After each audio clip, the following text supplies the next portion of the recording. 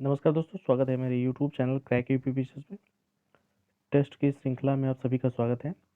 और हमने ये तीसरा टेस्ट सीरीज का वीडियो है जो पॉलिटी से रिलेटेड है। तो आइए शुरू करते हैं टेस्ट के। पहला जो प्रश्न है कि भारतीय संविधान के अंतर्गत पंथ निरपेक्षता का निम्न में से एक भाव नहीं है।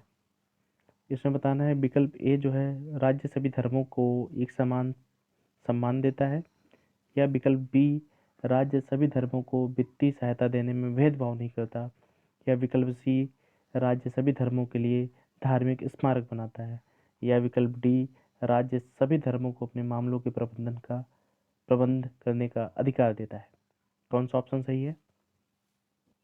इसमें आप देख लीजिएगा, एक भाव नहीं है पूछा है, जो ऑप्शन गलत हो वही, यानी विकल्प सी है राज्य सभी धर्मों के लिए धार्मिक स्मारक बनाता है। ये पंथ निरपेक्षता का एक भाव नहीं है।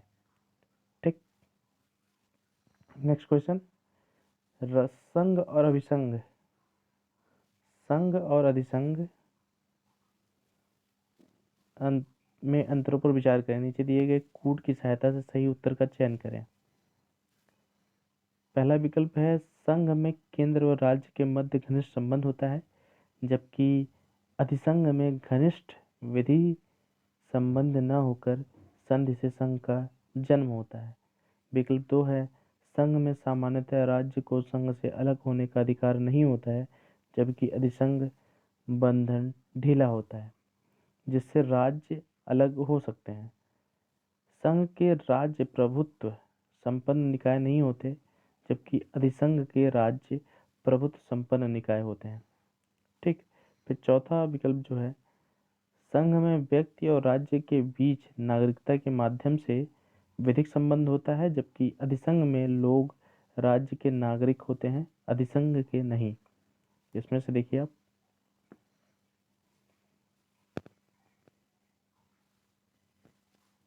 इसमें जो ऑप्शन सही होगा वो है विकल्प ए, यानी इसके चारों ऑप्शन सही हैं।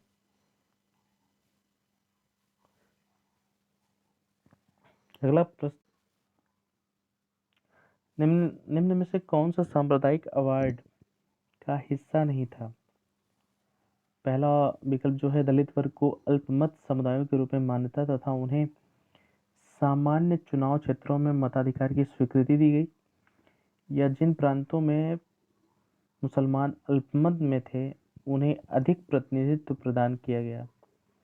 विकल्प सी भारतीय ईसाइयों तथा एंग्लो इंडियंस के लिए पृथक निर्वाचन क्षेत्र बनाया गया, या विकल्प डी मुसलमानों के लिए कतिपय स्थानों पर आरक्षण दिया गया।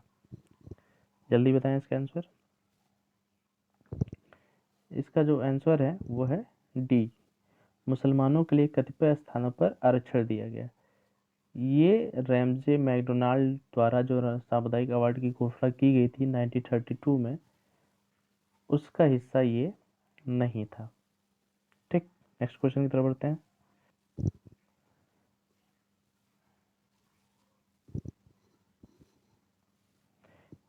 अगला क्वेश्चन है भारतीय संविधान के निम्नलिखित में से कौन सा मौलिक अधिकार नागरिकों को ही प्राप्त है?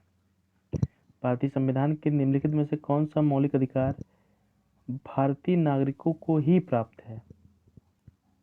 तो पहला है धर्म, जाति, लिंग, जन्म स्थान के आधार पर विभेद से सुरक्षा। विकल्प बी जो है शोषण के विरुद्ध अधिकार। विकल्प सी है विधि के समक्ष समानता। विकल्प डी है धर्म की स्वतंत्रता। तो इसमें से कौन सा अधिकार मौलिक अधिकार है जो सिर्फ केवल भारतीय नागरिकों को ही प्राप्त है, जबकि विदेशियों को प्राप्त नहीं है? जल्दी बताएं।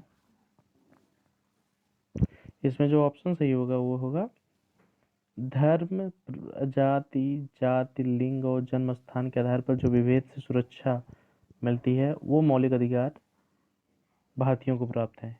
एक संक्षेप में बता देता हूँ कि अनुच्छेद 15, 16, 19, 29 और 30 ये मौलिक अधिकार सिर्फ भारतीयों को प्राप्त हैं। ये मौलिक अधिकार जो हैं विदेशियों को प्राप्त नहीं होते हैं।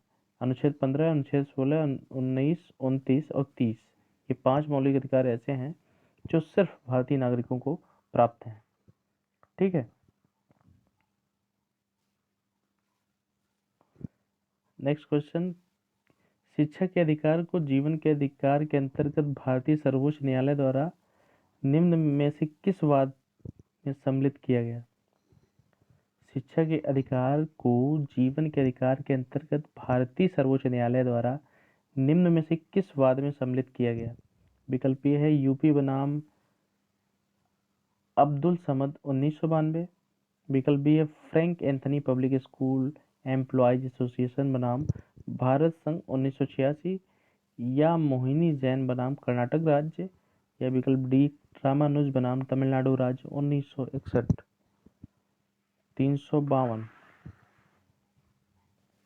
इसका जो विकल्प होगा वो है मोहिनी जैन बनाम कर्नाटक राज्य। शिक्षा के अधिकार को जीवन के अधिकार के अंतर्गत भारतीय सर्वोच्च न्यायालय द्वारा निम्न में से मोहिनी जैन बनाम कर्नाटक राज्य वाद में सम्मिलित किया।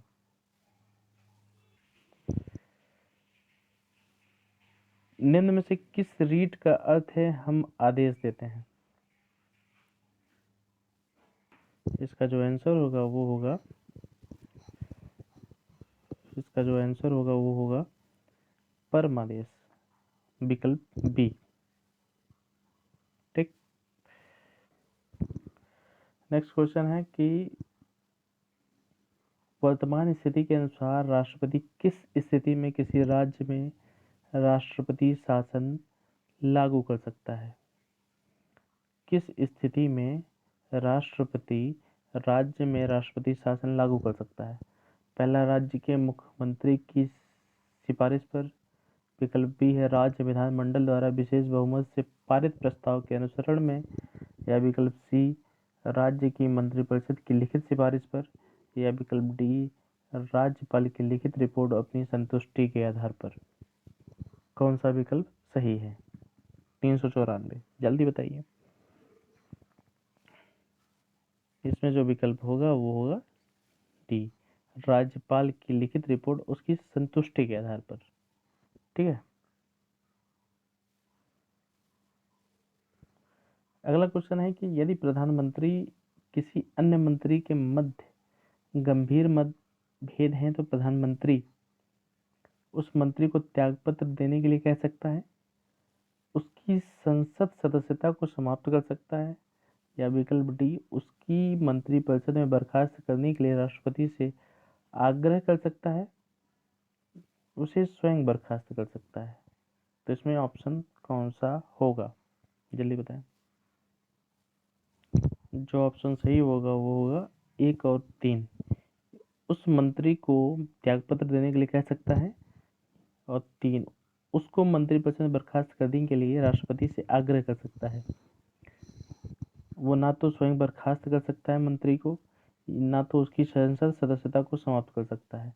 ये दोनों काम प्रधानमंत्री नहीं कर सकता है। वो बस उससे कह सकता है कि तुम त्यागपत्र दे दो, या फिर राष्ट्रपति से आग्रह कर सकता है कि उसकी मंत्रिपरिषद को बर्खास्त कर दिया जाए। आज के लिए बस इतना ही, और नेक्स्ट टेस्ट सीरीज के लिए तैयार रहें आप लोग। तो वीडियो देखने के लिए बहुत धन्यवाद। अगर मेरे चैनल पर पहली बार विजिट कर रहे हैं, चैनल को सब्सक्राइब कर लीजिएगा।